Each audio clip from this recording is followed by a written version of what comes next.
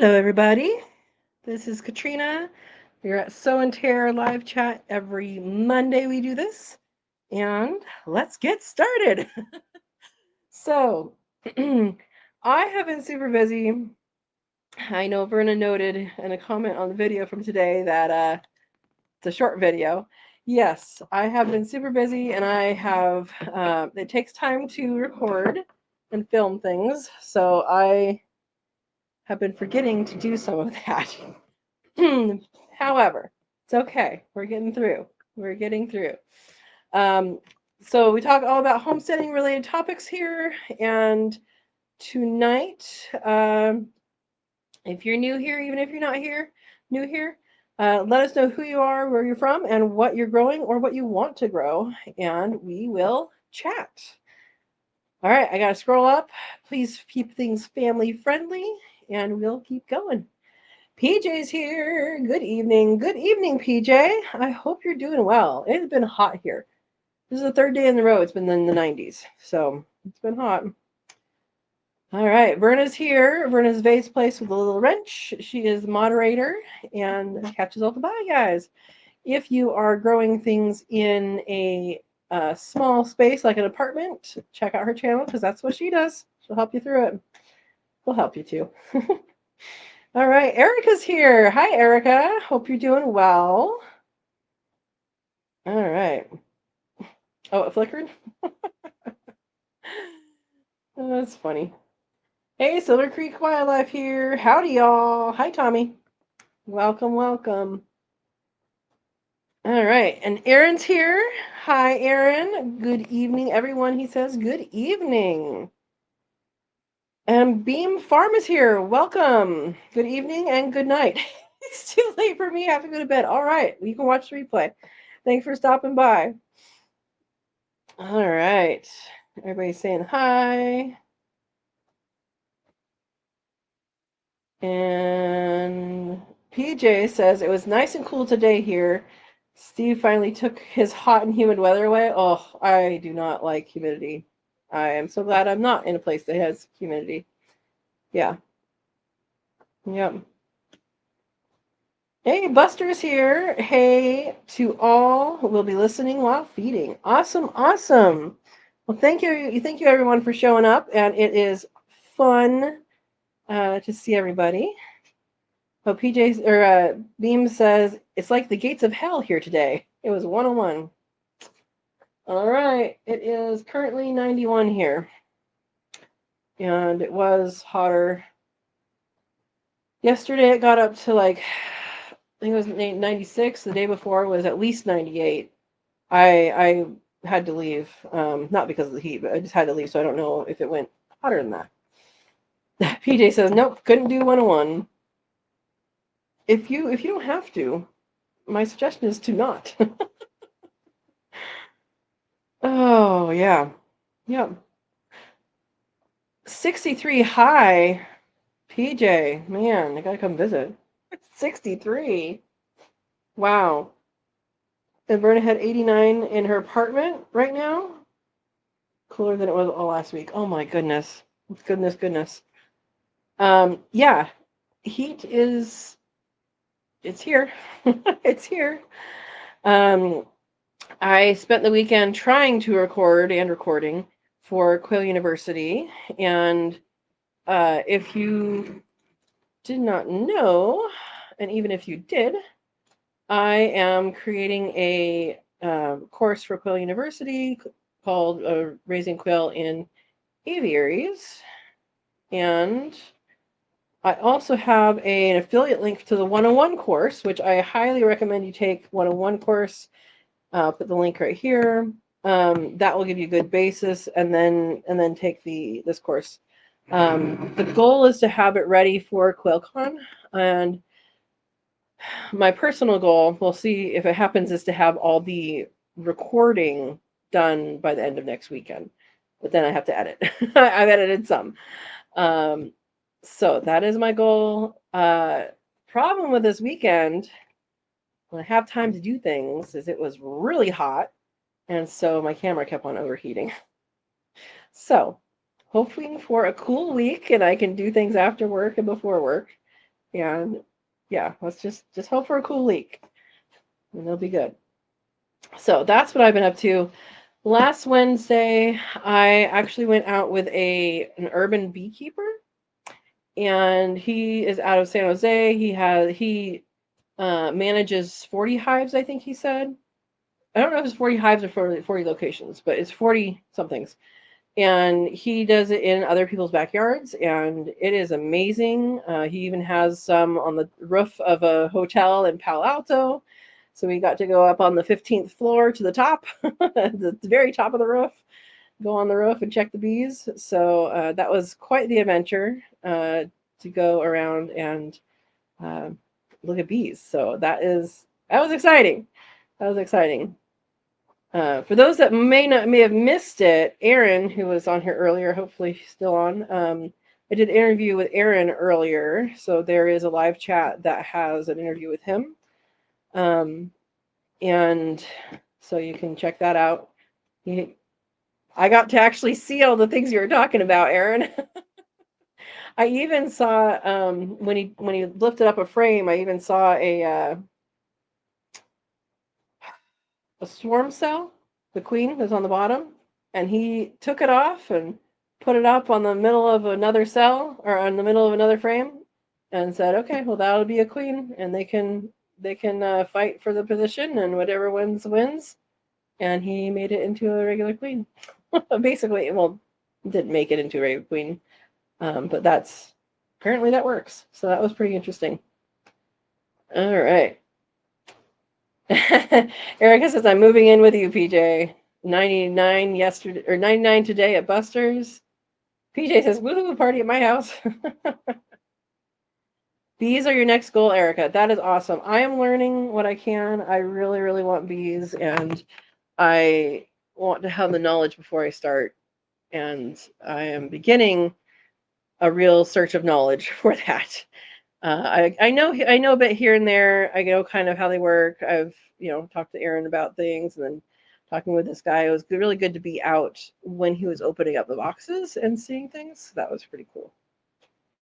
Yeah, bees are good, and the native bees are really good. I recorded most of a video for native bees that will come out in a couple weeks, and the native bees are just they do so much.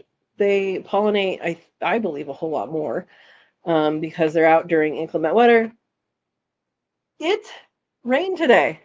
Not very much, but like wet stuff came out of the sky. Like, we're not supposed to get rain in the middle of summer. Anyway, yeah, so bees are good. Bees are good. That was what I spent Wednesday doing because we had that day off of work, and I had an opportunity and I grabbed it. Yeah. So I would like to know how everybody's gardens are doing. Are they starting to boom and really grow with heat? Or is it too hot and they shrivel? Hopefully you're watering. Basil water right here.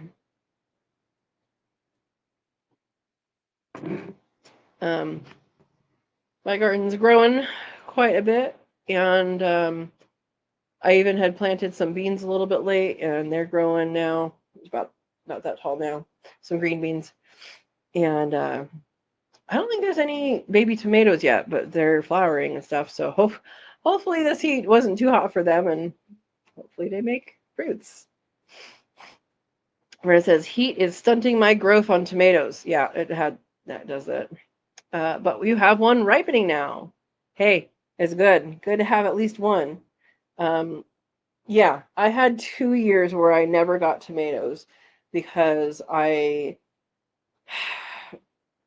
because of the heat. The heat was coming in waves, and the way tomatoes work, and there are some that are more heat tolerant than others, and they're usually hybrids.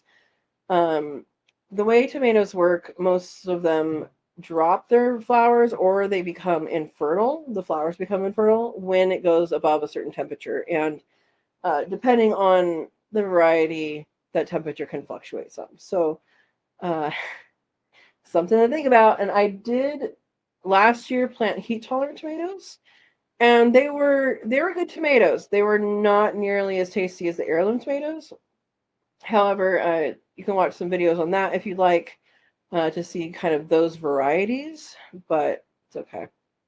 Yeah, Verna, peppers don't mind the heat, that's for sure. As long as they get watered, they don't mind the heat. And I have my pepper green stock, well, my green stock full of peppers doing really, really well. Has little fruits on them, has flowers, and that's what's booming. That's what's booming. I had a strawberry the other day off the strawberry tower. That was really good. Yeah. Yep. The key with those green stalks is to water them. Yeah. So, oh, okay. You're all right, BJ. You're all right. Um, I thought you were gonna say kid called because then we'd have to ask if it was your goats. Bill's here. Welcome, Bill. Bill says called 18 birds because it was time and it was finally not crazy hot to sit outside and do them. I understand. I understand. And congratulations. Hopefully they are in the refrigerator or in the freezer here soon. And hopefully they're tasty. How old were they? Were they the 8 weeks old or were they old ones? I believe Bill is talking about quail. Yeah. Yeah, I've been recording my quail. I haven't been butchering them. um, Oh, Peter says her son is driving to South Carolina right now to close on their house Wednesday. Congratulations. That's awesome. Hopefully you got some property out of the deal. Yeah, man. Well, right now I'm still in peach season. Yeah, he should be happy, huh, Verna? Um, Still in peach season. I am not harvesting as many as I should be. The possum is getting a lot. The possum that comes by every night eats a bunch. The chickens are getting a bunch. I would give the quail more, except for they're a little bit further away. So usually it's the chickens that gets them, and that's okay though. The quail gets some. Um, and then we have 2 more varieties after this one's done, and it's giving off some good peaches. My apricots in the front are starting to turn. I keep on like touching one of them. I'm like, "Are you ripe yet? Are you ripe yet?" And we don't have very many because I cut it back quite severely last year. With apricots, they kind of do a fluctuate thing where they have a heavy year and a light year, and I figured it was going to do that anyway, and it was time to really cut it back, so we cut it back. Oh, got it, Verna. Teasing her. Bill says they are resting in salt water. Yes, Caturnix. Half were over a year old hens that stopped laying. Half were 9-week-old roos that were getting crazy. Yes, they do. They do get crazy, don't they? Um, and right now is like the full moon time, right? Well, it was a few days ago. Yeah. So when there's full moon, they are much more talkative. And yeah, when they're at that age, they want to tell everybody where they are and that they are available. Yeah. This weekend I went to a solstice party. It was a potluck solstice party, and so it's a whole lot of fun to do that. But yeah, the moon was really, really low on the sky. It was really interesting. Um, the full moon. Or I guess it was nearly full. It was a little bit after solstice, right? PJ says my pear tree is loaded this year. What's a shadberry tree? Loaded and ready? Blueberries just starting to turn. Awesome. What is a shadberry tree? That sounds made up. I'm looking it up. Oh, it's a thing. It changed it to serviceberry, though. Is it a serviceberry? Hmm. I don't know, PJ.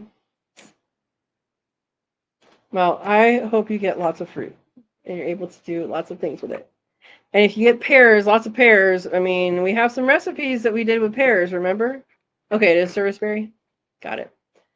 So we did several months ago with the Cook With Me Live group, Katrina's Kits. Where'd it go? Here we go.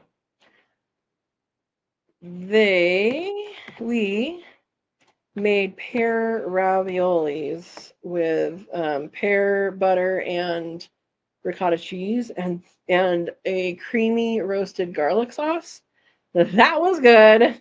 That was good. If you wanted that recipe that I kind of made up, took a few recipes, put them together. That is on the membership page, and you can watch that video and have fun with us. When well, we're not there anymore, but you can still have fun with us. Yeah. Bill says I kept a couple good-looking roos that I couldn't resist. We'll have to wear earplugs tonight. Oh boy. Aaron says that's exciting. Did you enjoy seeing the bees? Of course, I enjoyed seeing the bees. They were absolutely amazing, and it's so funny because like the nursemaids, they didn't stop nursemaiding just because he took the frames out. They just had their butts hanging out, feeding all the babies. So that was fun, and yeah, it was. We didn't see it, like he didn't really go into them because he wasn't. He didn't need to find the queens. But we did find a queen cell, and that was fun. I got to see the drone cells. I know exactly what you're talking about now.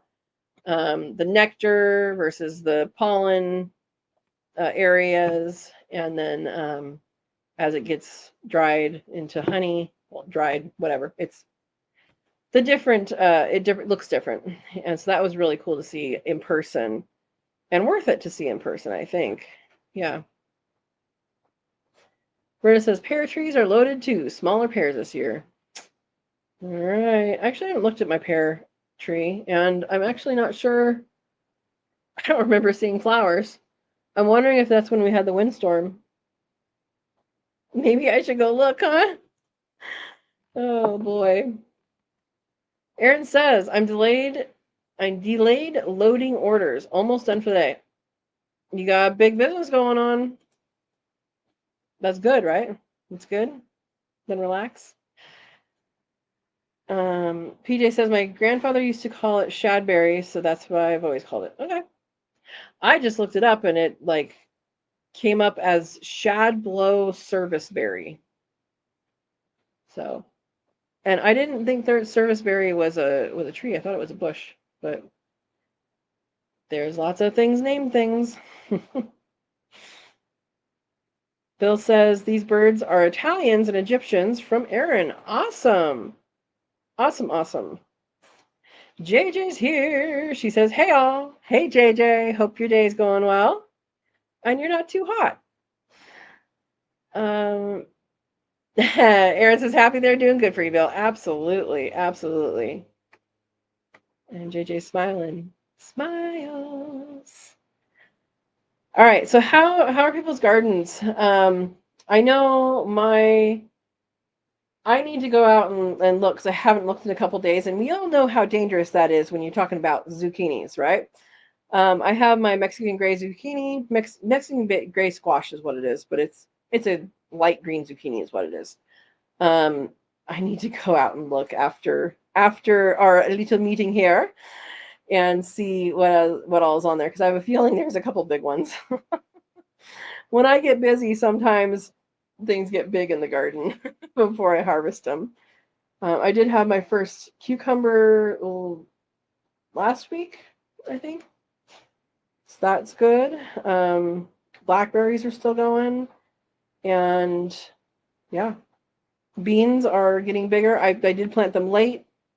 So the only reason why I ended up planting them, I was going to plant them early, like much earlier on, but I didn't. And then I was cleaning up an area that had seeds like on a shelf, and some apparently fell down. So I'm like, those are green bean seeds. I guess you're going in the ground. And that's how they got planted. Yep. JJ says, weather cooled down immensely here. Harvested oats and beans about ready. Awesome. Awesome, awesome. When you harvest your oats, I want to know what kind of oats you have. And also, when you harvest your oats, do you wait until they're completely dry or do you harvest them and then they dry? We're learning. PJ says garden out back is jungle. Seeds thrown in compost piles just starting out. Absolutely. Jungles are the best. They really are. They really are. Yeah, the oats that I'm familiar with are the slender oats, and that's what's in California as a well, it's non-native and it's in all the grasslands. All the grasslands in not I think all the grasslands. I'll say almost just in case. Almost all the grasslands in California were perennial plants. So they were there, bunch grasses and stuff like that that last year to year. And then when people brought cattle in, they wanted a boost in that, and they brought the slender oats in, and that is an annual plant. So it grows, does seeds, it dies, and then it'll grow again and all that. So that's what I am familiar with here. And I don't know how different it is than other oats because I only am familiar with one. I have eaten them when they're green. They're very sweet. Yeah. I think I did a short on that or something at one point. I haven't done a short in a while. I should do that. All right. Bill says, Aaron, these birds are much better temperament than what I had before. Far less problems because the numbers I am going to try to keep groups of 8 hens with 2 roos. Okay. Yep. So for those listening, I know you know this already. 5 to 1 is the typical ratio to aim for, and that's 5 females to 1 male. We're talking about Katrina quail. And you can go to 6. So based on your bird's behavior, that is what to do. So sounds like these guys are good for that number. All right, JJ has answers. Hulless oats, I let them dry at the tops, take the tops for the next year's seeds, then give them a few days. If completely dry like wheat, the grain will drop to the ground during harvest. Okay. Okay. So you just like cut it off and set it on a plate or something? That makes sense. And Verna says, if you have an alpha row, you can go as many as 7 hens. Oh, you have experiences, don't you, Verna? Erica says, I milked one of the goats the first time Saturday. It was an interesting event. Erica, that is an interesting way to say that. What made it interesting? Interesting good, interesting bad? What made it interesting? I'm not milking anything here. I have rabbits that are still nursing their babies. Since it's the last batch of rabbits for the year, I don't breed during the hot of summer. I'm just letting them be with mom, which means I'll probably nurse until either they get sold or until they're processed. Yeah. They're tender though. Milk fed. Make sure mama gets enough food, and of course they're eating food as well. Yeah. Well, Verna, you love milking goats. You need to go visit Erica. Erica says she is a first-time mom, and she had a buck trying to tell her to get down from the stand, so she was very wiggly. Oh, poor new mama. Okay, JJ says take the grain and run a rolling pin over it to flatten, also while still green to make milk oat. Oat milk or milk oat. Take oat straw, make a tincture from the dry green oat straw for herbals. Interesting. Okay. Yeah, tie that bucket away from Verna. I think that might be a good idea. Aaron says he strives for healthy birds with good temperament. I think that's what we should all be striving for. And Aaron has such a more of a business-minded approach than I do with the quail right now. And you probably pay more attention to who you're saving than I do. I save the big ones, but I don't like weigh them or anything. I'm like, okay, what I do when I save my meals It's like, let's say I'm saving back 3 males. I'll pick 5 of them and I'll save them, take everybody else out of the population, and then I'll watch them. I'm like, are you good to my ladies? And sometimes they're not. Sometimes they're like, oh, I'm going to pull on your head feathers a lot. And then they're like, get away from me. I had one that I would save back, and the girls just wouldn't have them. I'm like, okay, apparently there's something about them they don't like. There you go. So that's how I narrow it down and choose less. Yeah. Steve, no, they're not milking male goats. No, no, no, no, no. Oh, the buck was at the backyard when you started. Okay. PJ. We don't need to think about that unless you're actually doing it, then there you go. Also, I think it's interesting that AI has so many definitions. So what she's talking about is artificial insemination. It's also artificial intelligence. It's also avian influenza. What else does it stand for? Probably some other things. Yeah, so Aaron says I weigh several hundred every week. Size, along with a few other things I'm looking for, determines if they go into the breeders or butcher cage. Exactly. I am not to that point, and I think you are doing a fabulous job. Yeah, absolutely. Absolutely. Yeah, my quail right now, they're chilling. I have them, well, probably the same brooding lady on eggs right now, but she has not. I think it's the same one just because it's the same aviary and the same one tends to do it. She has not been successful yet, so she's one that if I were hatching more, I would put her into the brooder to be a nana for the babies. I did that with one I had. The one I had she went breeding like 8 or 9 times, and she never hatched any. But you could just tell she wanted to be a mommy. She wanted to do that. So I took her when she was broody, and I put her in with. I think they were 2 days old, 2 or 3 days old. I think they were 2 days old. Um, just hatched quail, and boy, they were the quietest quail babies I have had. She shut them right up. They start peeping, peeping, peeping, and she's like, "What are you doing? You're fine. You don't need to do anything. You stop being annoying." And so they were quiet. It's really funny. Um, Erica has some quail to vet, sex, and sort this weekend. There you go. It'll go quick. It'll go quick. We have enough light. And Vern has rabbits to do that too. There you go. There you go. I have rabbits that will be 12 weeks old. I think on the 11th and the 12th is when those batches become 12 weeks old, and that's when I harvest.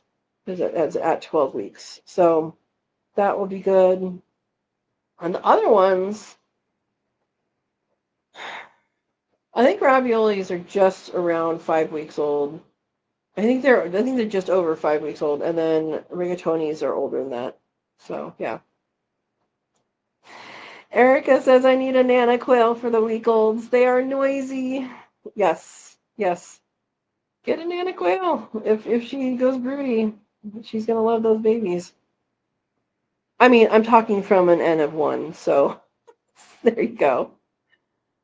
JJ says the quail were sweethearts during the heat wave. I'm proud of them. Aww. Yeah, they're pretty good. They mine just bury themselves in the wood chips. I did give them some new sand for the sandbox, so there was some in there too. They love new sand in the sandbox. It's something they really, really like. Aaron says, I would love to have a broody quail just to watch. Snowflake bob whites are supposed to become broody and hatch a clutch of eggs because I haven't had anyone sitting yet. Yeah, you need to put them in an aviary, and that will amplify the potential of having that. Put them in an aviary and don't collect eggs. That's my secret. There's a little more than that, but that's my secret. That gives them an opportunity to go breedy. And Overraptor, the chicken, she was broody, and I didn't have time to kick her off as much as I usually do. Kick her off the nest of nothingness because there's nothing on it. And so I would kick her off in the morning and in the evening, and took her a while, but she finally just decided that she wasn't broody, which I was like, yay, so proud of you. But she does not have a boyfriend, and she would not hatch. And for those asking, yes, I have put quail eggs under her boat in the past. I believe, so I tried it with 10. I think she smashed all but 2 of them. It's a heavy bird. And there was 2 that did hatch. They did unzip because I saw the unzipped shells. I never saw the babies. I believe her sisters may have had a snack. That's my guess. All right.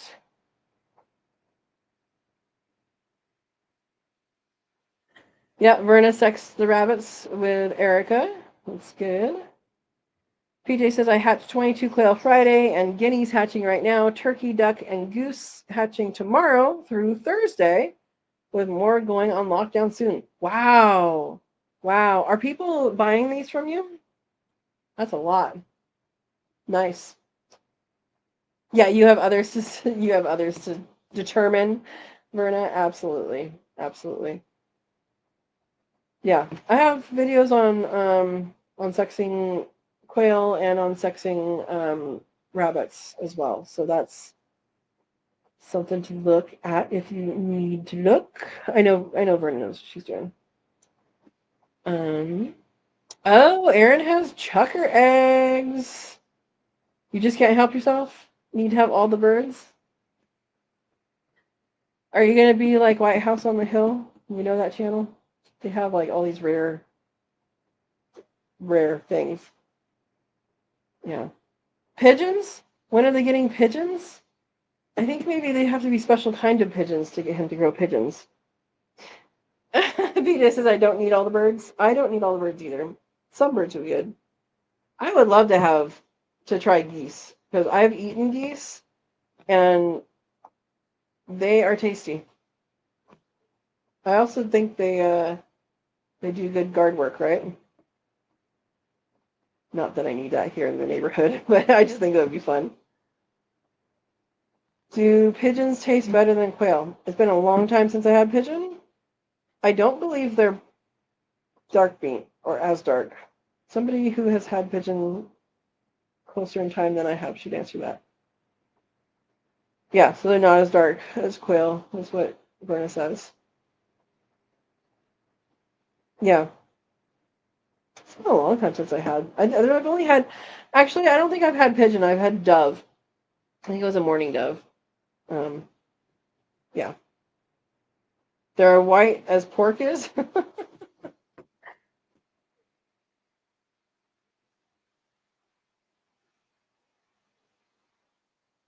Oh no, I like quail though.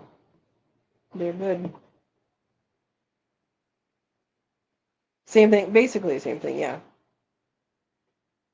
Aaron says Texas A&M developed a good meat pigeon that's really heat tolerant and produce a ton. All right. Have they developed like everything? It seems like they have their hands in everything, or had at one time.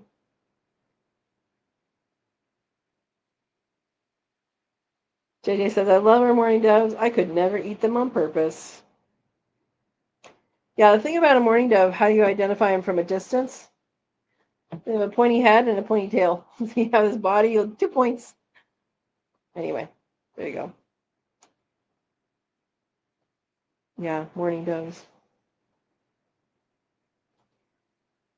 How do you accidentally eat it up? Probably if someone says, hey, eat this, or here, this is for you. That's my guess. You could accidentally eat rabbit if someone just told you, hey, here's a burrito, or here's a whatever. I can see it happening. People are generally familiar with, chicken, beef, and pork as the main animals. So some of them taste close enough that I don't think people would even know. Yeah. Yeah. Dove and pigeons are similar in taste. A pigeon is a dove, Erin. So yes, they should be very similar.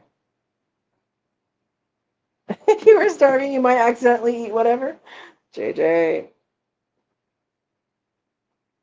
Verna says, about 30 years ago, I had a dove make a nest on my upstairs windowsill. Got to teach my daughters about birds nesting. Awesome. They will nest a lot of places, especially the mourning doves. Mourning doves will nest in trees, on cliff ledges, on buildings, and they'll even nest on the ground. So I almost stepped on a nest one time doing a survey. Again, I'm a biologist. And that nest was underneath a like a brown old tumbleweed that wasn't attached. It was underneath one of those. And so I was like, oh, okay, good place for a nest, guys. Both parents take care of the chicks. Yes, they do. Yep. Yeah, that's not the case for all birds. There's some birds that they have very defined parental roles, and some birds, everything is completely the same for male and female. There was one project I was on out in the the San Joaquin Valley, and these Swainson's hawks they had failed at a nest. They built a nest, they failed. Nothing hatched, whatever. And so they decided to try again. And what they did is there's this row of eucalyptus right by the highway, and in one of those trees was their nest. In Swainson's hawks, the females build the nest and the males bring the sticks. So males bring the building material and she puts it together. Well, he was getting the sticks from the old nest on the adjacent tree, taking them, flying over the 10 feet to give them to her, and she was either accepting or rejecting them. And there was a whole pile of sticks at the bottom of the tree of rejected sticks. And they built another nest, and I don't actually remember if they were successful that time or not, but I just found it so funny that they just went 10 feet away. Yeah. Anyway, birds are funny. They also don't read our textbooks as to where they're supposed to nest, right? We have some birds that have nested in cavities that aren't cavity nesters. Yeah. Yeah. All right, well, I'm going to get into the topic of the day, even though the person who you know, instigated this isn't here. He'll have to watch it. TM commented on one of the videos from this last week about peaches and peach, like, what about a cling peach versus a freestone peach? So, Verna says, as soon as the chicks leave the nest is abandoned. Not true for all species, but true mostly for doves. Some species come back to the nest and do use it for a little bit. But yes, species specific. So I wanted to talk to you guys about any questions you have about peaches. So the videos this past week were all about peaches, and so I figure it's good to hit that subject while we have the subject. And the answer for TM was mourning doves. Okay. The answer for TM in that instance is there are two main types of peaches. One is called a cling peach, CLING, cling, and the other one is called a freestone. So the peaches, apricots, plums, those are all called stone fruit. And they're called stone fruit because they have a stone in the middle. And the stone is the pit. So it's the same, it's just two words for the same thing. So when you're looking for a peach tree to grow, you should kind of have an idea of what you're going to do with it. if you think you're going to do a lot of canning or a lot of like pie making or something like that, where you're going to be cutting it up, a freestone peach is likely going to be what you would want, because you can literally cut the peach in half, twist open, and it, you don't have to do anything else to get the pit out. You might have to do one more cut on the one side the peach pit stays in, but you're not going to be fighting it. A clingstone peach, those are ones that basically, if you're eating it like eating it like an apple, if you're eating a peach like that, it doesn't matter if it's cling or if it's freestone. So keep that in mind, what types you're looking at doing for what you're actually going to use it for. Now, the flesh of the peach actually clings, it hangs onto the pit. So the pit, or the stone is what it was called. So that is something that is a defining thing between the two groups. So yeah, let me know what questions you have. Verna says, are you going to make peach powder? I believe I will. I did that last year, and peach powder in the freeze dryer.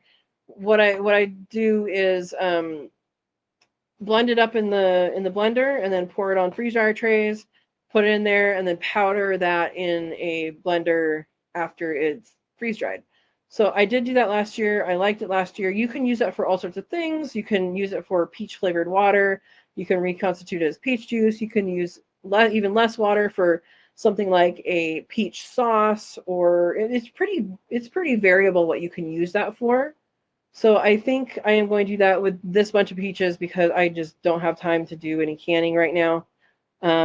If you do want to see canning videos, let's see, peaches. I do have a really good video, show off. I do have a really good video. Where is it? Maybe just peach. Peach. Well, I know I have it.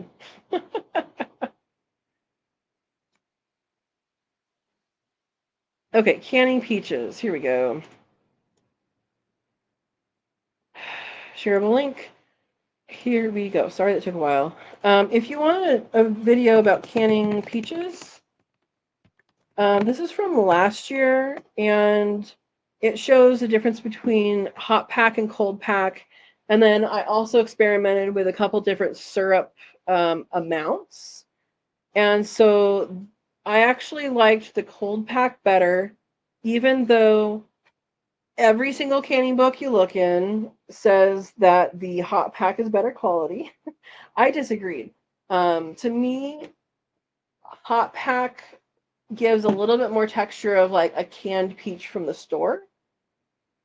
And I feel like you have a little bit fresher texture with the cold pack. And then there's super light syrup, medium, whatever. You can choose the syrupness. Thank you, Verna. We're gonna put links to the canning videos. And I tried the very, very, very light syrup. I don't remember what it's called. I think it was just very light syrup. And that was kind of not quite sweet enough. That was less sweet than a natural juice would be. And so for some I did that, for some I did light syrup, and I prefer the light syrup because it's not even sweet, really. It's the sweetness of juice. So it's not like super, super sweet. So if I were to do it this year, which I don't even think I'm going to do that, I think I'm going to make powder, because you can make peach sauce like applesauce, from the powder. You can make, juice, everything. You can do everything with it. Pretty good. That's probably what I will do. There we go. I actually made the peach powder last year for the nectar peach. I did not do that for the desert gold peach, and so it'll be a different flavor, but it'll be really good. So I personally, I don't even think I'm going to peel them. I think I'm going to wash them and cut them, cut the pit out and put them in the blender. Call it good. It's all good stuff. You get your fiber that way. Steve says, in freestone, the pit is not attached, whereas the clingstone is attached. I just learned that this week too. Because of me or because of someone else? Sounds delicious. Yes, JJ. Yes. Verna says you can slice the peaches, then freeze dry them and powder them as well. You can do that. I tried doing that. I like doing the blending method first. I just like to do it that way, and it works pretty well. More goes on the tray if you blend them first, but so tasty slice. True. I have some from last year that were freeze dried in halves or slices, and so that's something I already have. So I think doing a powder is probably what I'm going to be going for. Yeah. You can make peach butter from the powder. Exactly. You can make anything. You know, you add a lot of water, or I mean, even if you wanted to add it with something else, then you could do that. You could mix in peach powder into your salsa and have peach flavored, peach salsa. That sounds good. You can mix it in with your barbecue stuff. You can do lots of different things with powders. And I think the more I'm doing freeze drying stuff, the more I'm realizing that really a lot of things in powder form is a really great idea. Because it's used so variably. Like if it's something you're not going to turn into, if it's something you're not going to turn back into the thing it was. So like if you're going to rehydrate a peach slice to have a peach slice, and that's different, right? Yeah. All right. Don't forget you need to do slices for snacking. I have some from last year that I have still. Yeah. Oh, Steve learned it from someone else. They pulled the pits with a pair of needle nose pliers. I've seen that. As I explained the difference. Thanks for reinforcing their training. I have tried that, and it only works if the peach is at a certain ripeness. And when I harvest for eating, I harvest what is exactly ripe and ready for me to eat. If I'm harvesting to make something like canning it, or if I'm gonna cook it or something, I'm not that sensitive to it, especially since there's so many on the tree and I need to get them processed. I grab them all that are reasonably ripe, and honestly, I usually don't get to it within for a day or two anyway. So it does ripen off the tree for a day or two, and it's ripe enough for my purposes. So yeah, using the pliers, I think it can work, but for the size of these peaches, at least, it's not worth it. And for the nectar peaches are so tender that they're just easy enough to cut open.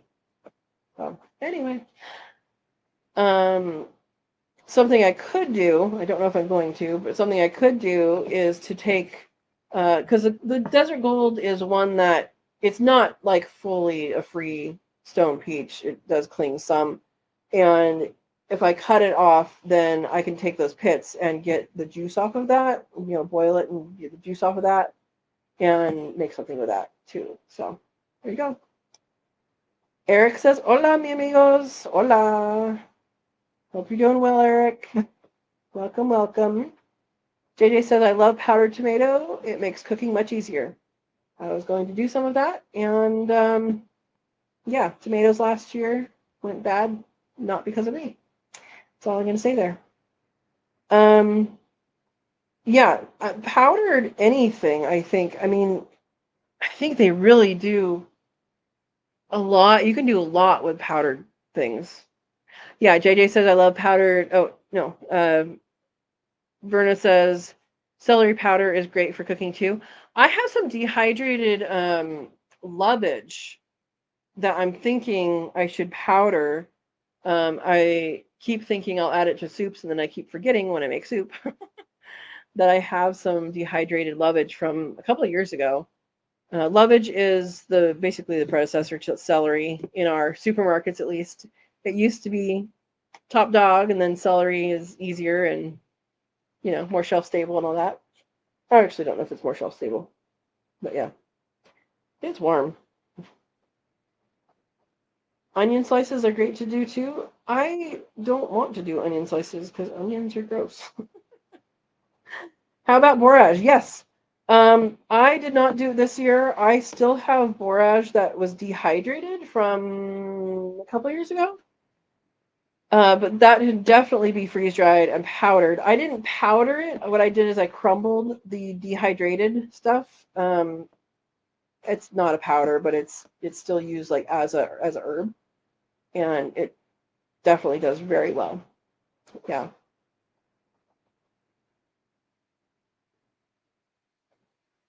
You agree about celery powder? Eric says, knowledge is knowing a tomato is a fruit. Wisdom is not putting it in a fruit salad. Philosophy is wondering if that means ketchup is a smoothie. No, ketchup is not a smoothie. Yeah. Uh, JJ says lovage is easier to grow. I don't know if it's easier. Um, it grows very similarly, um, but it is tastier, I think, for sure. It has a stronger flavor. Celery is definitely the watered down version of lovage. Yeah, powder. So I just did the egg powder. I didn't actually test it because I don't feel I need to. I feel like that's been tested enough. I trust that if I put a tablespoon of powder and a tablespoon of water together, it will become an egg. I don't. I didn't feel a need to test that. We'll test it later. We'll test it later. Yeah. So anyway, with peaches, there's a whole bunch of stuff you can make. You can make.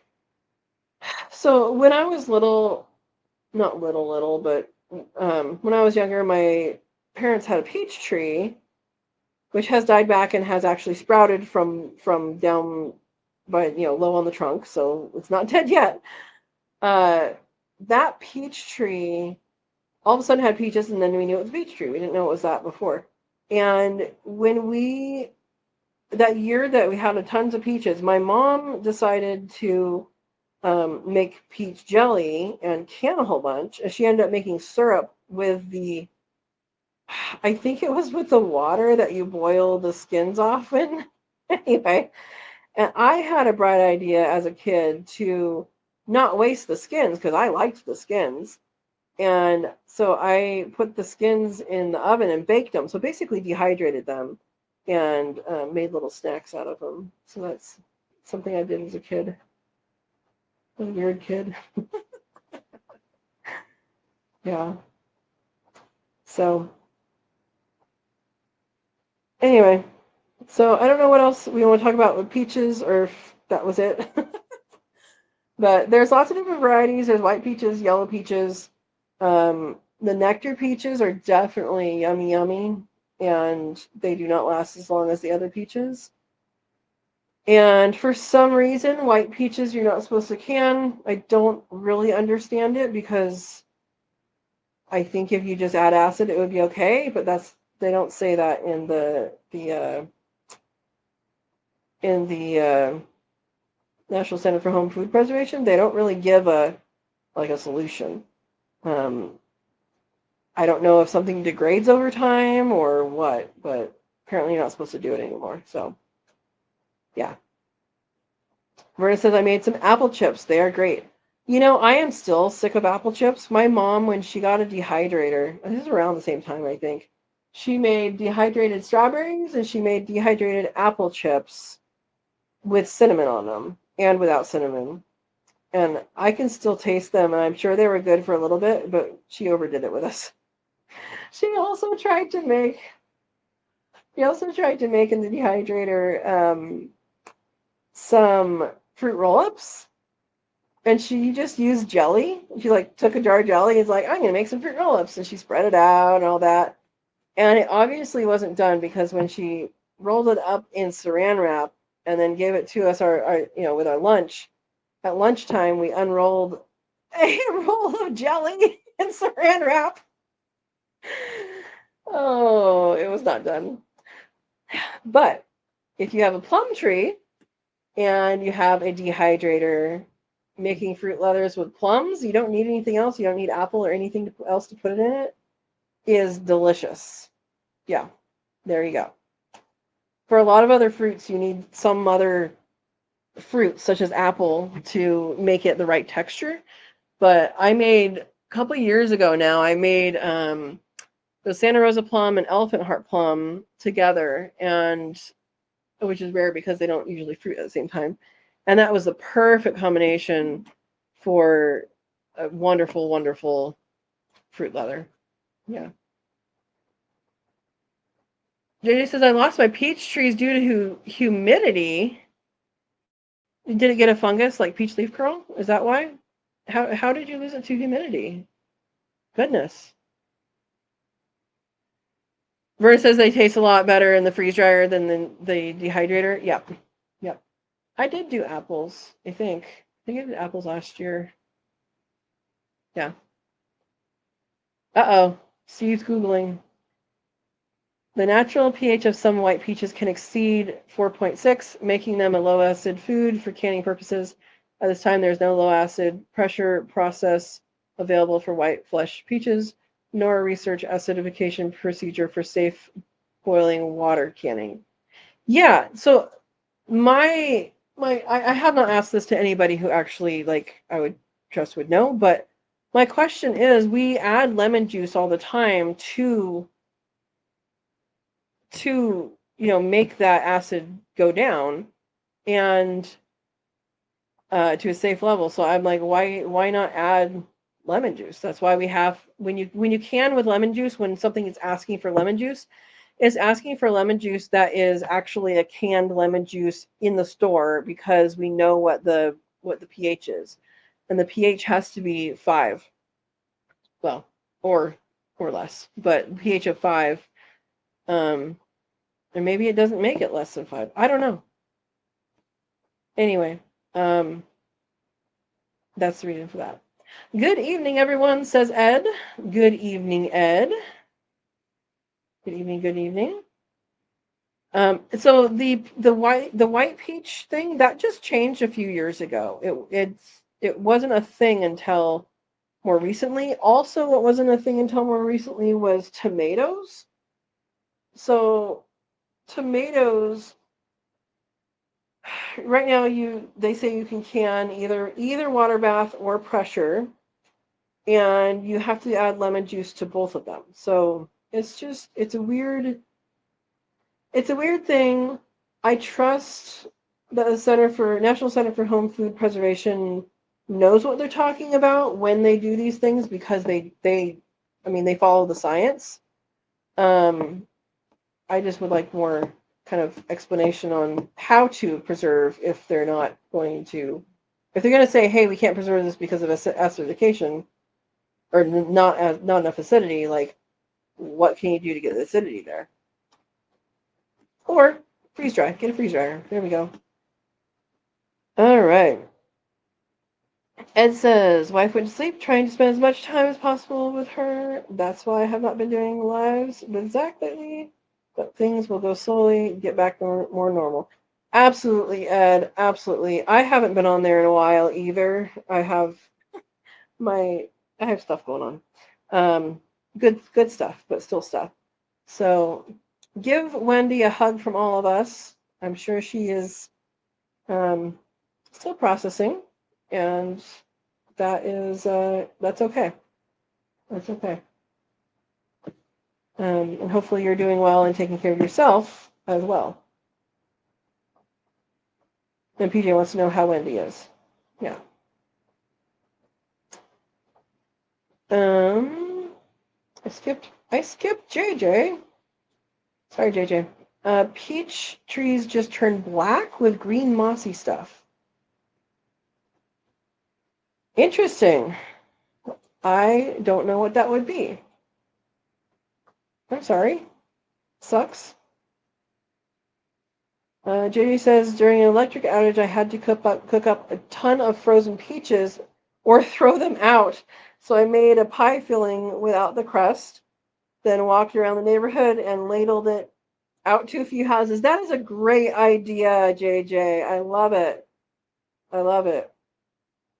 You could probably make pie in your car if it was hot. Yeah. Yeah. She has her mom's. That's good. That's good. Amy's here. Hi, all. Hi, Amy. Hope you're doing well. We're talking peaches today. Let us know any questions you have about peaches or fun stories, too. Fun stories about peaches are always welcome. Like the year there were 3 young raccoons terrorizing the neighborhood, and I had my raccoon chasing stick. I would chase them every night, a couple times a night. I would hear them in the nectar peach, and they were getting that. Yeah. Oh, she has her moments. Okay. Yeah. Yep. PJ is saying give her hugs and keep some by yourself. Yep. Absolutely. Hugs all around. Vera says the same. Blessings be with you and Wendy, Ed. Absolutely. Absolutely. So yeah, I think my plans are for these peaches are to cut out the pit and put them in the wash them, cut out the pit and put them in the blender, and fill up the freeze dryer. That is honestly, I think, the best way to deal with them right now, because it kind of is a deal with them right now. The possum has been eating a lot. The finches have been eating a lot from the top. The chickens have been getting a lot. Quail not so much because they're further away, but they'll get some. Yeah. JJ says, "Ooh, I smelled a skunk today while out in the garden. I don't know where that critter is. Maybe it's come and gone." And PJ says, "Oh, there was a family of 4 babies and a mom raccoons in the road today. I nearly hit. Stopped really quick. I bet. I bet. Yeah. They go into the storm drains here." Amy says, "I burned the snot out of my peach leaves and fruit with the correct amount of neem oil spray. This year, the peach has 6 fruits and is healthy as a horse." Neem oil should only be used like in the evening. So if you spray neem oil on in the daytime, it basically acts as an amplifier, as a little magnifying glass for the sun. And yes, it will burn. It will burn things. But you learned your lesson, and it's healthy now. That's good. That's good. Eric says, "I found out tilapia is raised with rabbits. The fish will eat rabbit poop." Interesting. Interesting. Protein? Protein, Eric? Protein. All right. All right. I mean, once they drop out as rabbit poop, the rabbit has already eaten it twice. So maybe it needs a third time around. Yeah, less cost to feed the fish. Yep. Oh boy, Amy. JJ says, "Will those rabbits eat fish?" Rabbits tend not to be meat eating. I know jackrabbits, which are hares, not rabbits. They will eat another rabbit that is roadkill. So I wouldn't put it past them to eat weird things, but I wouldn't feed it to them on purpose. Yeah, JJ Verna has a more straightforward answer. No, rabbits don't eat fish. They can swim though. They can swim. So can the fish. Yeah. Um, Tilapia is something that a lot of people raise. I'm not a fan of eating fish, so I don't know like what they taste like. I've had it, I just don't remember it's fish. But I wonder, are they ones that are kind of the hoovers of the fish land, you know? Do they eat everything? Okay, there's our answer. Ed says tilapia will eat any kind of poop, including human. That is gross. And I agree with you, Verna. Now I know why I don't like tilapia. Yeah. And JJ says, icky. I'm glad I don't eat tilapia. Yeah. Yeah. That was my question because sometimes animals get fed things that are really not food. Yeah. Catfish and carp are the bottom feeders. That is true. Tilapia is not either one of those, though, are they? Or maybe they are. I don't actually remember.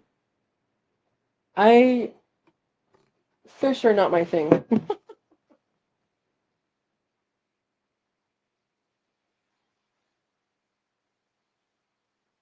Not all catfish, Steve, is what Ed says.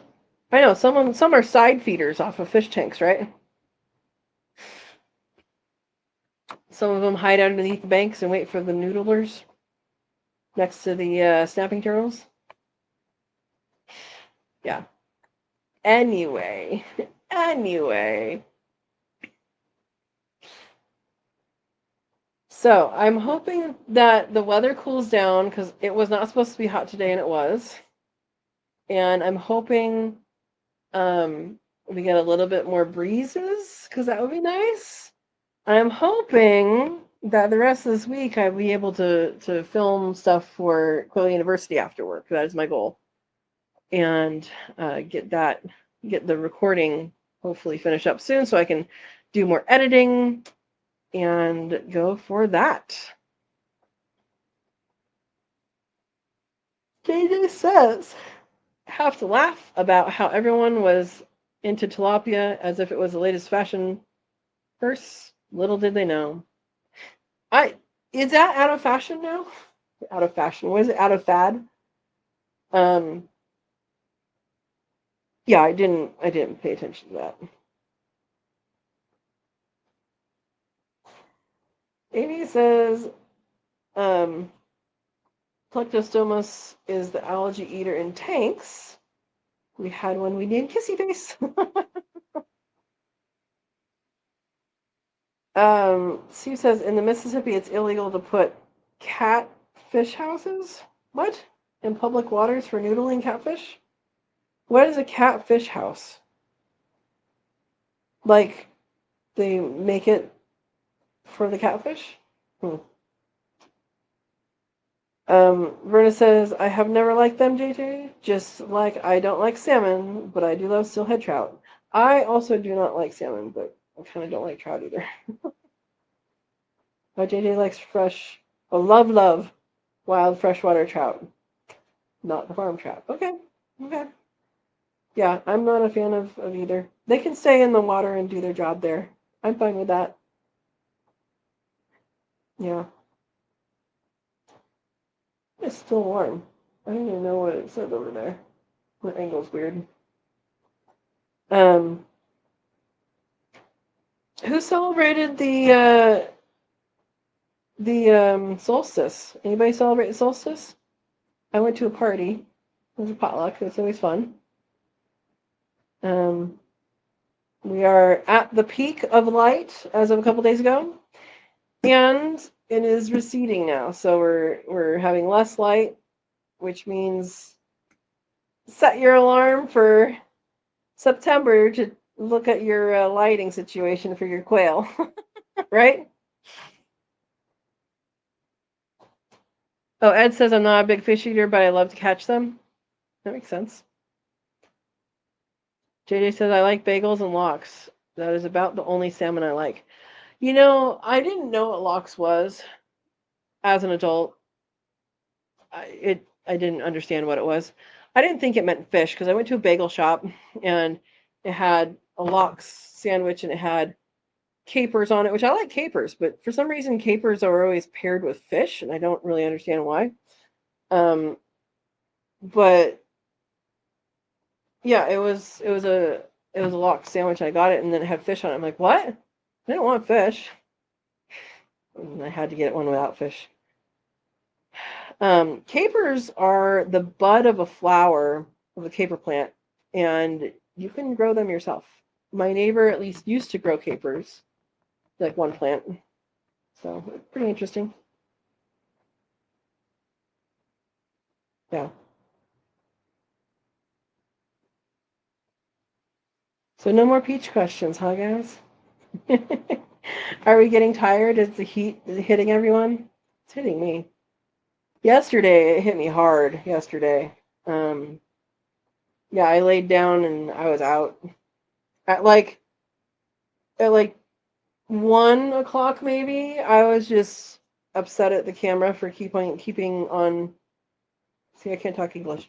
Um, for overheating so quickly, and I'm just like, I'm done for the day.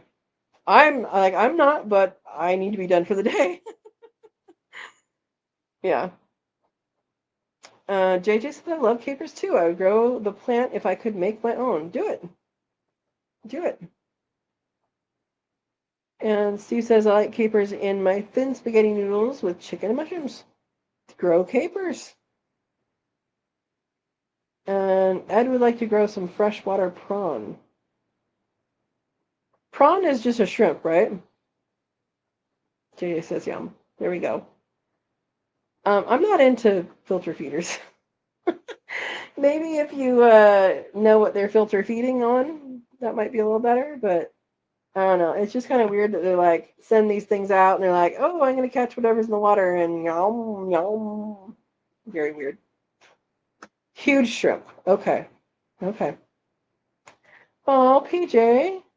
Just got a sudden migraine, took a pill, making me tired. Night night. Have a restful night, PJ. I hope your migraine goes away soon. Yes. Good night. Amy's with Ed. Oh, Verna did yesterday. Took some freeze-dried rabbit and made rabbit salad. Yummy. Very cool. Is that like a chicken salad? That kind of rabbit salad? That sounds good. I have freeze-dried some rabbit now, and I'm working on freeze-drying more. I want to make my freezers a little bit more empty. It's not all rabbit in there, but there's some other stuff in there. Um, and it's amazing just to have it. I did try it just, it's cooked. I did try it uh like freeze dried with nothing on it or anything and not rehydrated, and it was good. It was actually good. How did it rehydrate? I'm guessing you cooked it first. Because I didn't try that. I just bagged it up. All right. JJ says we just painted and floored a room. My behind is not moving from the spot. It's not the heat. It's too much work. There you go. There you go. What size freezer do I have? I think the one underneath the rollaway table is 7 or 7.5 cubic feet. And then I have a spare refrigerator and freezer, but that freezer, it has some stuff in it, but it mostly has, well, there's some heads and feet of rabbit right now. But that is also where there's a shelf for the freeze dryer trays to go in. So I keep that available for that.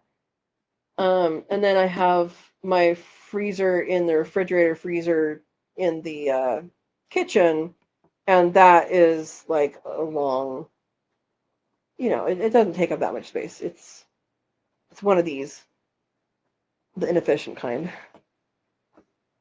Yeah. Oh, you're asking me what size freeze dryer. I thought you said freezer. I must be tired. I got the large. I got the large. I think it's a good size. I don't have the 6 tray one because that came after I got mine. But the large is a good one. If you have a large, you do have to get a different kind of plug. It's the one that goes like this, not the ones that are like this. The plug like this. Is that a 220? Somebody tell me. So if you do get the large, you do have to have that and have a dedicated breaker. If you have like the peaches, right? I have a huge load of peaches that I need to pick and I need to process and get into some, preservation fashion. And that definitely will help to have that large amount of space. If you have those smaller ones, I feel like that's more for people that are saving leftovers or just have a small harvest of something every couple days. if you're actually trying to put back a lot of food or save for end of the world, or even just freeze dry things to sell, I think the large is a good size. And they have a 250 so there's a harvest right. I always have to think about this because harvest right is the freeze dryer and harvest guard is the canning lids I use. So harvest right freeze dryers has a $250 down payment, and then you basically have it on layaway. So you pay whatever you want whenever you want. It's not on a schedule. You just call them and say, hey, can you put this much towards what it is, and then when it's paid off, then they mail it to you, and it comes in a big semi truck, and they offload the pallet, and there you go. So I think it's a good investment if you are someone who would use it. If you're not someone who would use it, I wouldn't buy it. You don't have to have a freeze dryer. You can do a lot of things dehydrating. However, it doesn't save all the nutrients like a freeze dryer does. And yeah, depends on what you're doing. All right. Verna says, Yeppers, just like chicken salad, rehydrated the rabbit in Miracle Whip. I haven't heard of that in a while. And pickle juice. Let it set for 30 minutes to an hour. All right. That's good. Yeah, Verna has a medium. Thank you, Steve, for answering the question that I was answering a different question that I thought she asked. Thanks, Verna. And Ed has a medium as well. Yeah, so if you don't have like great amounts of glut at once, I don't think you need a large. Because I have those trees and all of that, then I do that. I found out I can fit basically a full rabbit minus the bones cooked on a freeze dryer tray, a large freeze dryer tray. So that's about what fits on there. About approximately. I mean, I took things apart and it wasn't like I put one whole rabbit on there. It's just, all the pieces. Anyway. JJ says, interesting, Verna. You made it sound good. I'm sure that's why she had it. Because she thinks it's good. I haven't had Miracle Whip in a long time, and I was not a fan. So, if you're a fan of it, it sounds good. Eric says, one time I found a skeleton in my freezer. It was bone chilling. Steve says, the large uses a 120, just different type of plug, and must be dedicated circuit. Yep. Okay, it's a 120. I just know it looks like this. I don't know if it looks like this or if it looks like this, but it's one of those. Yeah. Eric's getting laughs. Verna says, it is very good. Just didn't feel like looking for my freeze-dried celery to add to it, but I did dice up an onion and put it in. There you go. There you go. Oh, JJ says, I have that trouble too. I'm thinking of building a cabinet just for my dried foods and herbs.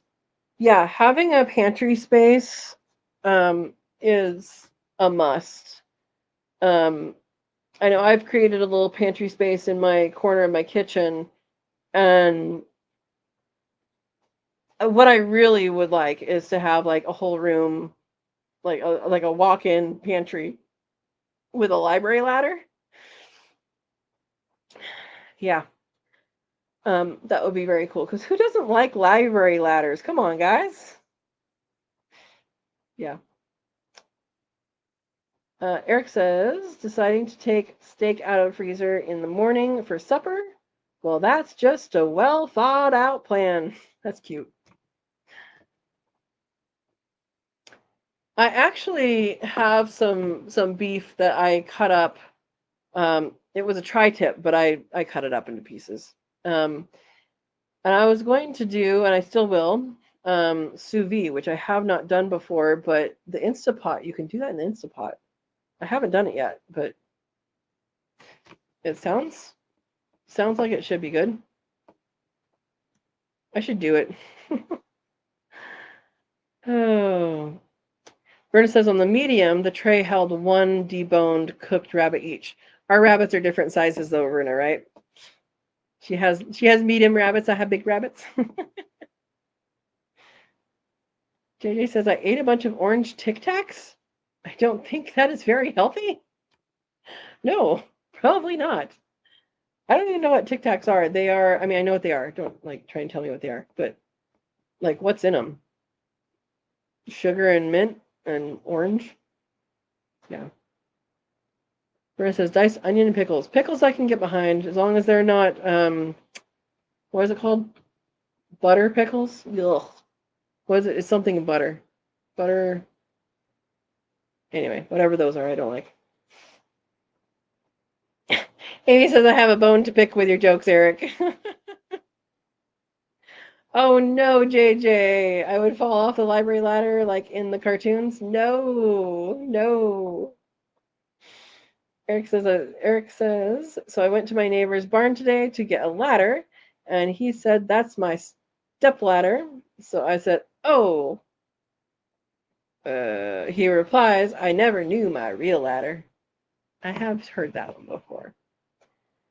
And Vern says, if you have a large Katrina, then your trays should hold your large rabbits. Exactly. Exactly. I think that's what it is. They like I can't just say a rabbit because they're gonna be bigger than your Havanas. I think. Although you were late on harvesting them, so they might have been bigger. Anyway. No tiny houses with ladder lofts for me, JJ says. Yeah. When we were climbing up to the top of this building to do the bee checks of the hives on the hotel. This is a really drawn out sentence. Sorry, guys. We had to go up like in a fixed ladder, and it really felt like it was like leaning backwards a little bit, but it was secured, so it was good. Oh, Steve is gonna stay on the bottom floor with you, JJ. Yeah, yeah. Um, so I have an apricot that I've been waiting for like a week. Like keep like touching it and seeing if it's ready, and it's not yet. And then I did have if you guys saw the very short video I did for today, which by the way I did like late last night because I didn't realize, oh, tomorrow's Monday. Well, I guess this is what they're getting. So sorry about the short video. Um, anyway, so the it's Flavor Supreme, I believe. I believe it is. That's the one I tried on camera. And last year it had two fruits, and for 3 years before that it didn't fruit at all. And I had cut it down because it didn't fruit, and I cut it down almost all the way, and I was going to overgraft it. And I was going to do that a couple years ago, and I forgot. I didn't have enough time, and then I forgot. So it just happens. And now it's like, I'm alive. I'm like, okay, I'll take it. I'll take it.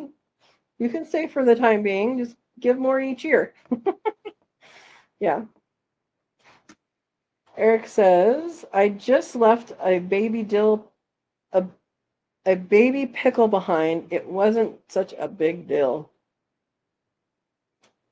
Oh boy, getting last from JJ. Brenda says, never have a problem climbing up. It's always the coming down that scares me. You got to know where your feet are falling, huh? Oh, and JJ's stealing the stepladder joke. I've heard that before. Eric finds them in his head very quickly. That's for sure. Yeah, Steve. I don't have a fear of heights. I have a fear of falling. Yeah, exactly. And JJ has a fear of both. Falling doesn't hurt. It's a sudden stop that does. Ed. I don't know. I don't even like the feel of falling. Like if you go over, if you're in a vehicle that's going too fast and you go over a bump and like your heart drops. I don't even like that. Or like roller coasters. No, thank you. Yeah. Turbulence? No.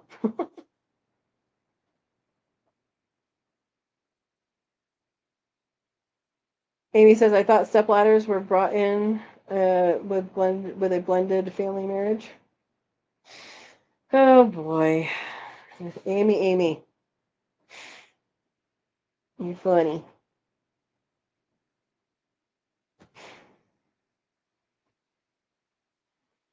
Yeah, that's something I haven't ever used as an orchard ladder. Has anybody used an orchard ladder? You know what that is? It's one where it looks like a regular ladder on one side, and then it's just one, like one pole kind of on the other side. It's supposed to be easier to get in between branches and stuff to set up. Anyway, I've never used one though. Rita says, "Yeah, Ed, even water can feel like cement in that case." I bet. I bet. Not for decades.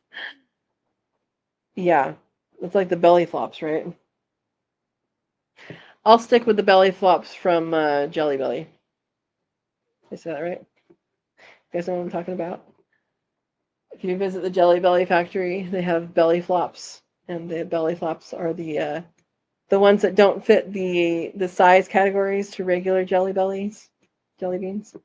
Anyway, there you go. We're off topic very far. Ed says, "Yep, Verna, something needs to break the surface tension before you do." Yeah, yeah. Bob's here. Hi, Bob. How are you doing? Our topic of the day is not ladders. That's what we're talking about right now. Topic of the day is peaches. So if you have any questions or comments about peaches, that is our topic, or we can talk about anything else. Thank you for joining us. Do they even make ladders like that anymore? The orchard ladders? I think they do. They're called orchard ladders for a reason. I mean, I've seen them out in the valley. I think the farm workers, the orchard workers, have them still. I think. Anyway, yeah, I think they still exist. Anyway, I've not used them. Everybody say hi to Bob. Hello. Are you warm today, or did you cool off today? Because today was third day in a row of warm. Today was not supposed to be as warm as it was.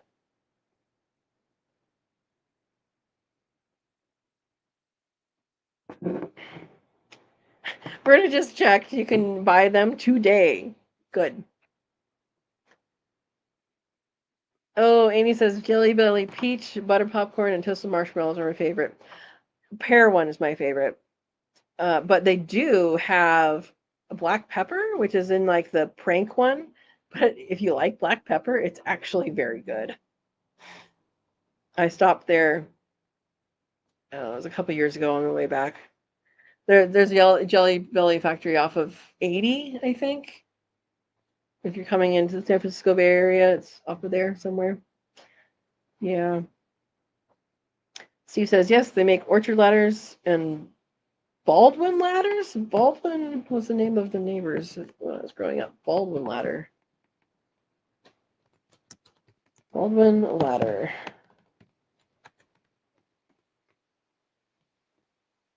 Isn't that just an orchard ladder? Oh, okay. Apple ladders. Got it. Got it. Bob says, I miss peaches from Fredericksburg, Texas. Should have got some when I recently visited Texas. Yes, you should have, Bob. What was wrong with you? Maybe you need to go for another visit. Yeah. Oh, Ed wants to know what's in my glass of water. It's green. It is green. It is green.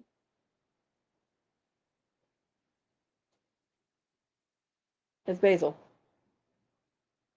No, not cucumber either. It is basil.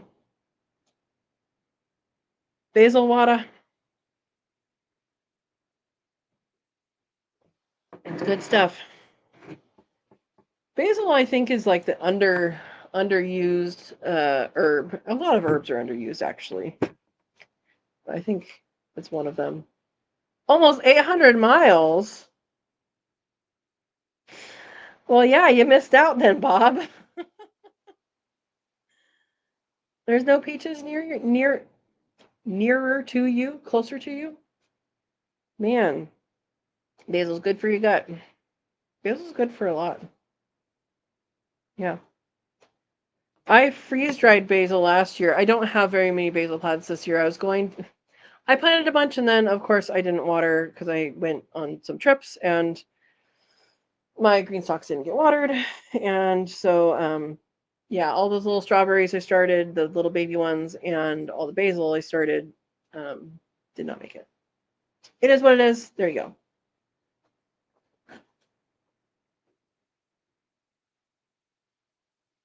go. Does fresh basil look a lot like sage when it is growing? No, it's a much thinner leaf for sure.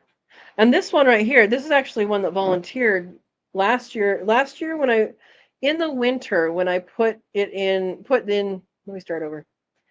In the winter, I moved the green stalks into the screen and porch, and there was a baby. This was the baby, self-sown, and it was like that big at that point. And so this was actually started by itself as a volunteer from basil that were above it that ended up dying because of the cold, and then this was the one that popped up. So it's pretty cool.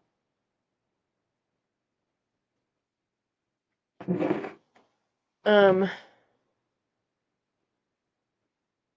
at least there's no basil ganglia. Ed. Mm, grocery store peaches are not nearly the same, Bob. Yeah, JJ says no as well to Verna. Only 70 miles to the closest one. The closest grocery store? Verna says, I thought I bought a basil plant, but it looks a lot like sage. It is fuzzy like sages. Smell it. Rub your hands and smell it. Yeah, it shouldn't be fuzzy. There are a lot of different kinds of basil, though, so I've never seen one that has fuzzy leaves, but who knows? Who knows? Oh, Amy says, bed beckons up at 4:40. I thought it was lemon balm in your glass. No, it could be. I mean, it's not, but it could be. It's basil. Good night, Amy. Thank you for joining us. Laura says blessings. And JJ says sage will overwinter outside, so might have been a good thing. Hey, there you go.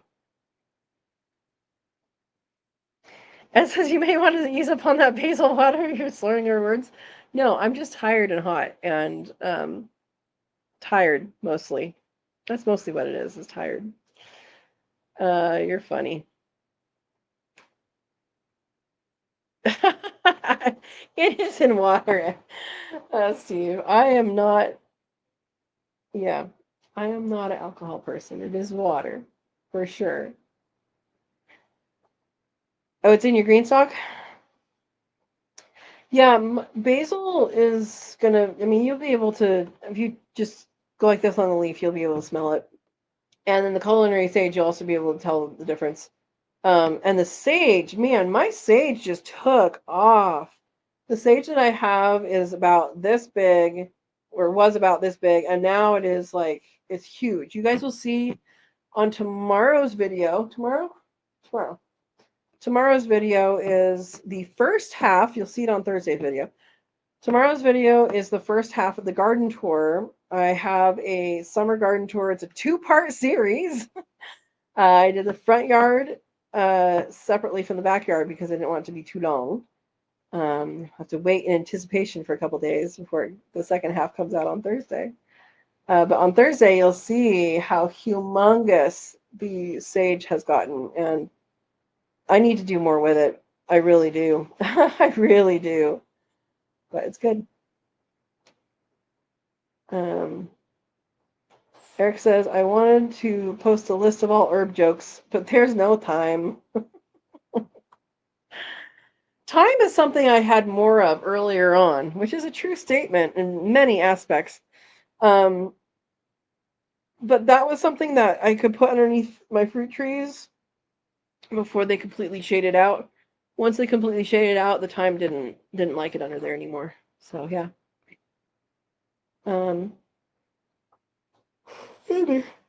Bob says our basil in the greenhouse has smooth leaves, glossy. Never heard of fuzzy basil. I haven't either. Yeah. You'll have to harvest a lot tomorrow. We'll let you know what it is for sure tomorrow. Good. Good. Yeah, take pictures of it. You can You should be able to smell it pretty readily. Yeah, that'd be good. It'd be good. And I mean, especially if it's basil, freeze-dried basil that's good. It's it's like fresh basil. Basil is one of those herbs that does not dehydrate well. I mean, you can buy dehydrated basil, and um, you can dehydrate it yourself, and it's basil, but it's not nearly the same as freeze-dried. Freeze-dried basil is amazing. It tastes exactly like fresh, and I highly recommend it. If you have a lot of basil, I highly recommend freeze-drying some for the winter, for sure. Yeah. Amy says, night all. I had homegrown basil in my salad, and I failed on the hopped up factor. What? I don't know. I don't know what that means, Amy. You failed on the hopped up factor. I don't add more basil. Good night, Amy. Yeah. So what else are you growing, Bob? You should grow a peach tree. Peaches will grow where you are, right? You're high elevation, but things grow. What's your planting zone? Because you should be able to grow peaches where you are. High elevation. I don't know if they go down to. But I know my parents are in 6A or B, and they have peach tree. Um, I think you can go colder than that too and still have peach trees. So plant some peach trees if you're missing peaches. There's your answer, Bob. It's a good answer, I think. Yeah.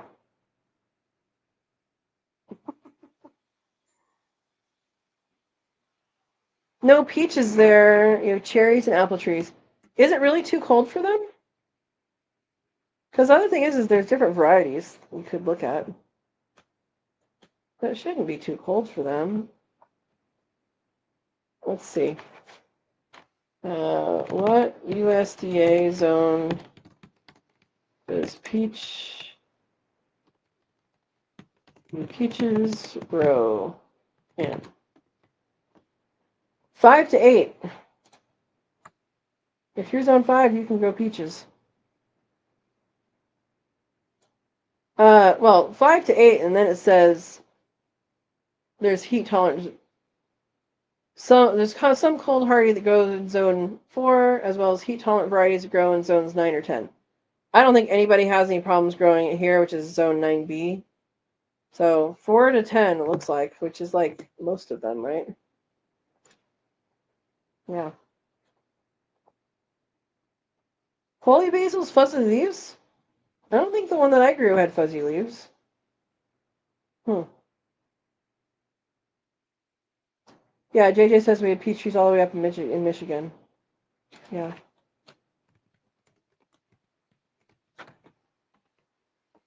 Yeah, I don't think holy basil has fuzzy leaves. Not like sage is fuzzy. That's what I'm comparing it to, is the sage fuzzy. Anyway. Anyway, there you go. So is blue spice basil? Gonna really have to smell my basil, Verna says. There you go. There you go. I had a African blue basil that it came from the nursery. The nursery in Morgan Hill at Ace is a really good place to go for plants that are unusual, because they do have some suppliers that give them some really unique plants. And I got that, and that smells absolutely amazing. African blue basil smells amazing. Yeah. Your mystery plant, Verna? Yeah. Sage is like an ice blue-green color or light green. I would say my sage is um, probably greener than what I would call sage colored, but my color sage that I have in my head is from sagebrush. So that's what I grew up with. But yeah. Yeah. And there's also different kinds of sage. So there's culinary sage, there's pineapple sage, and that's variegated. There's like a whole bunch of different kinds of edible sages. Yeah. You have Elventine? That's good. My mom has Elventine in the pathway. Oh, Bob says holy basil has a somewhat hairy appearance. All right, all right. The fuzz makes it look whitish, JJ says. Okay. The sage? Yeah, it's soft. It's not like it's fuzzy. It's fuzzier than basil for sure. But yeah. The herb I need to use more is the winter savory that I have because it's actually very good and I would say it's a pretty close substitute for thyme. It doesn't taste exactly like thyme, but I think anything you use thyme in, you could put it in. So that's a winter savory. I don't think I've had summer savory. I have winter savory though. And JJ says on holy basil, the hair is further apart than sage. Okay. Eric says burning sage and the kids start whining. I can't breathe. I bet you can't. So, jeez. Eric. So the burning sage, like the smudging sage, is white sage. I know that you didn't want to instigate that, but I'm going to tell you anyway. It's white sage is what is used in the bundles, and then mugwort, which is Artemisia, which is a related sagebrush. Artemisia vulgaris is used for like Chinese medicine type. They use that for cupping and stuff like that. So, yeah, when I was taking not qigong, yeah, qigong. When I was taking qigong, we learned about that. The Artemisia vulgaris, and it's like 9 years, I think, is what the age has to be for it to be the right thing. I don't know why. Has some reason, I'm sure. But that's used for cupping and for other Chinese medicine stuff. And it's just interesting because mugwort is a common name, and it occurs here too. Like it occurs in a lot of places around the world, which is very interesting, considering it's native here as well. Yeah. JJ says not supposed to use culinary sage for smudging, though many places sell it. They might. Yeah, white sage is the one that is used for that. Yeah. But I don't know. Dream pillows use mugwort. Okay. I didn't know that. I know there was a older Mexican lady that told me about the hot lip sage that I have here. That's the one with the red flower and that turns into a white flower with red lips on it. She said that people put that underneath their pillows to sleep well and have good dreams. So I did not know mugwort was used that way as well. Aren't all pillows dream pillows? Steve, do you remember all your dreams? How do you know if you remember all of them or don't remember all of them?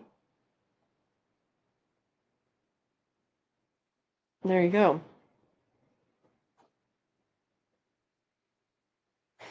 Yep. White sage for smudging. Don't be fooled by others. There you go. Yeah, there's some traditional, different plants that are traditionally used, and some people try and pawn things off as things that are not them.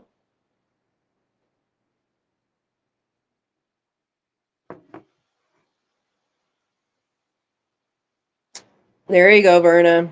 Not all pillows are dream pillows. Some are nightmare pillows. I guess. Just don't aim for to have those, right?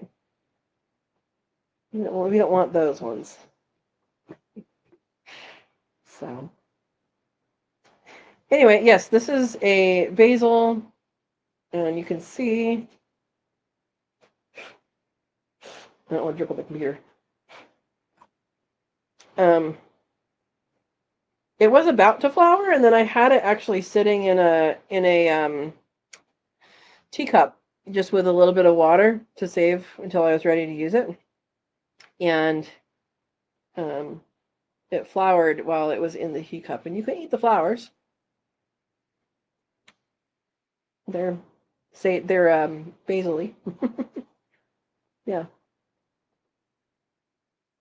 Oh, Steve said my cousin burnt sage in his apartment, then he died that night? That is scary. Maybe it wasn't sage. Or maybe something else happened. Man, I'm sorry, Steve.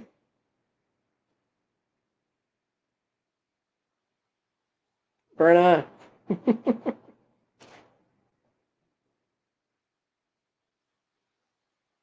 Anyway, so this is a volunteered into the green stalk. This one row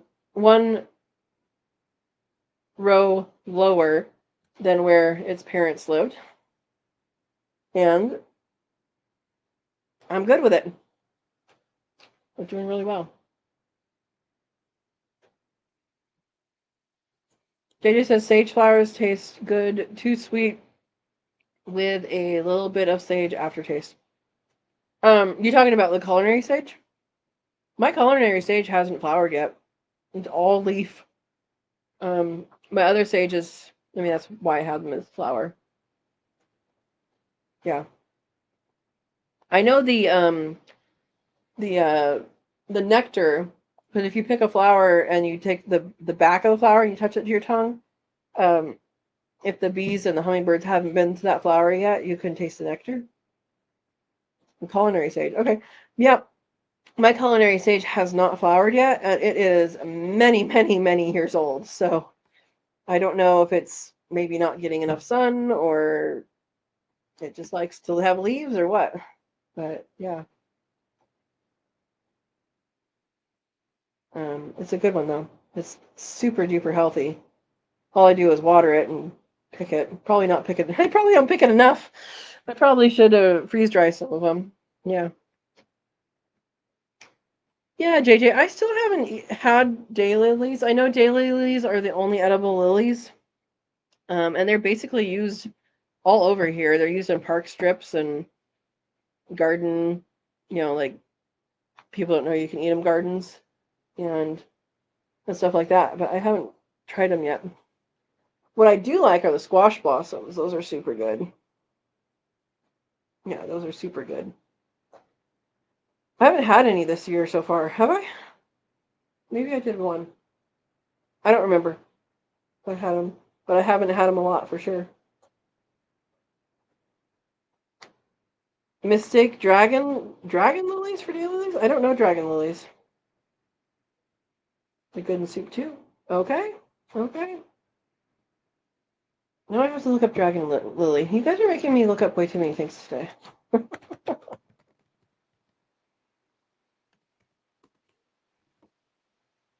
That's what I have.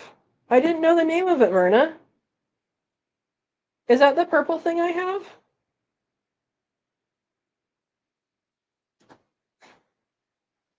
Oh, just don't mistake it. That must be the purple thing I have, Verna, right? It has that long, like, tapered velvety thing. Now I know the name of it. Thank you. Oh, but it's giving me several different... There's different kinds of dragon lilies. Okay. Interesting.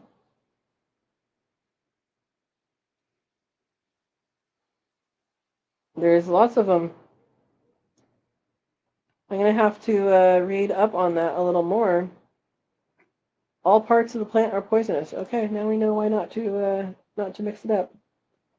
No, bearded irises, I know what they are. No, what I'm talking about is the one over by the I put in a couple of bouquets a while back. It's like a calla lily, but it's like deep, deep purple. It looks like what comes up when I search for the dragon lily. and like deep purple. It's almost black, and it's like velvety. It's over here by the not irises, lilac, by lilac. Eric says, I had to call animal control to remove a large aggressive lizard from my toilet. It was a Komodo dragon. That was cute, Eric. Absolutely, JJ. You must be careful to identify daylilies properly, or you could get poisoned. Yeah, daylilies are orange, to my knowledge. But the dragon lily, when I googled it, it comes up with two different things. One is with the huge spire with the velvety dark purple. That's the one I have in my yard. And the other one says red dragon lily, and that looks like a lily, like a regular lily.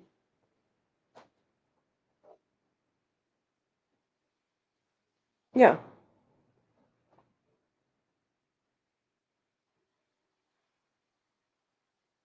Anyway, that's fun. There you go.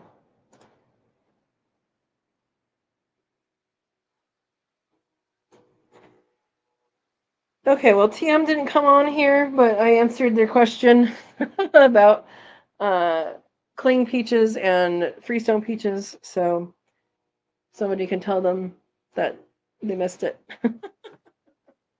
They gotta watch live to do it, to see it. So, yeah. Yeah, I like knowing what I can eat, and eating flowers is pretty cool because people don't generally expect that. Bearded irises are not edible. There's most of the lilies are not edible. Um, and so it's good to know what you should not eat as well as what you can eat, like the borage and the nasturtium and carnations you can eat. Those three things. I'm going to say basically any because I want to say all, but I want to cover my basis. Herb flowers you can eat. So, like the basil and oregano and thyme and all those, you can eat the flower as well. I would check things before you do it, just in case.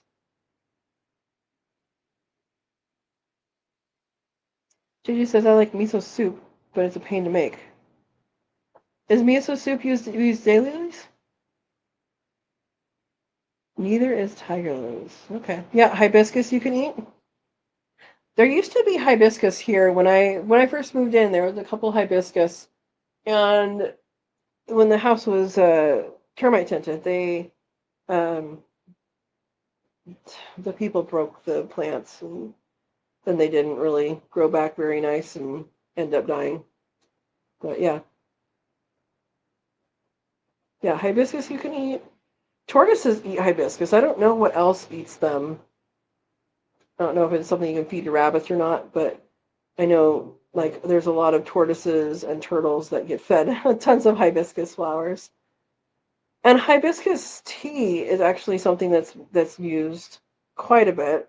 They can either make tea or the it's basically tea, but it's like the cold waters, agua frescas. They make that out of there that as well. So yeah. Yeah, Ed says they feed hibiscus to the dragons.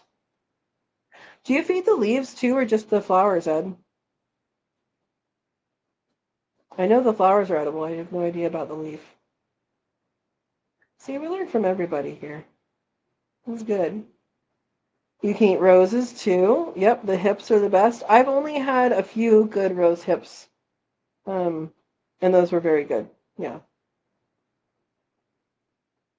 Dried lily buds are good in sweet and sour soup and miso soup, JJ says. Okay.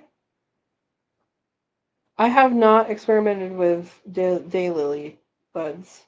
Yeah. Just flowers. All right, all right. Rose petal jam or jelly is good too. Yeah, I think PJ was talking about doing lilac. I think she said that she had done the rose petal jam as well the previous year. So that's good. I mean, I would have to think that it would have to come from a really good fragrant variety instead of just the newer varieties that kind of suck about smelling.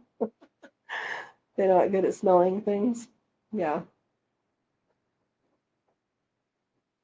that would be my assumption. I just got into some of my preserves the other day at this party. I brought Scottish oat cakes that we made actually as a group last month. I put a bunch in the freezer, but I brought them out for the party, and I brought pear butter and peach jelly and mint jelly that I had made a while ago, a couple years ago, and so people really like that for sure. Yeah. Verna says, if the hips are small, they are great for making tea. If they are big, then they are somewhat like apples. Think crab apples. Okay. And JJ says, red rose petals work, not so much tea rose. Okay. Is it mostly for the color or for the flavor? Because I would think you would want it to be for the flavor, but you never know. Because you can use jellies on a lot of different things. I mean, you can even put them on like ice cream, as a dessert. That works too. Brenna says, when I lived up north, we had fairy rose bushes. Their hips were great for tea. Awesome. Awesome. Okay, use both of them. That makes sense. The only rose hips I've tried, I have tried some like some people were growing roses and I tried those. It wasn't like made for the rose hips, but I tried them. They're big. And then I've had the native rose here. It's a small rose. And I've had those. And I've only had a couple that were good. Most of them were not, like, they didn't taste that great. But I think one of the benefits of rose hips is the vitamin C in it. So that's something to consider. Yeah, wild roses. 5 petal. Are you saying white flowers? Ours here are pink. Hmm. The E-A in T is silent. It is. It is. T-A? T-A? I had some T-A? Is that how you would say it? They were white. Yeah, we have pink ones here. But there's a lot of different wild plants, for sure. For sure, for sure.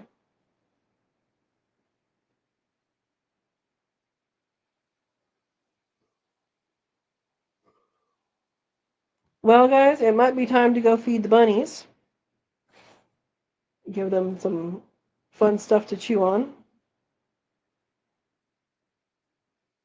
No, it is the A in the silent T. No, because if the A wasn't there, it would be te.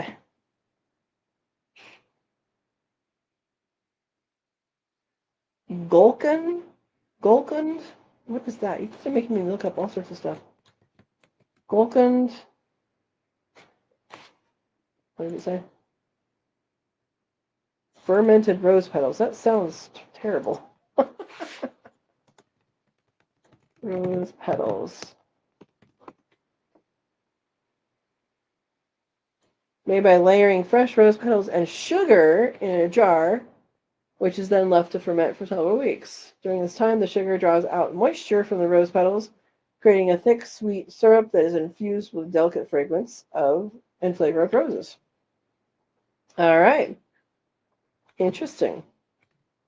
I would not think to do that. Um,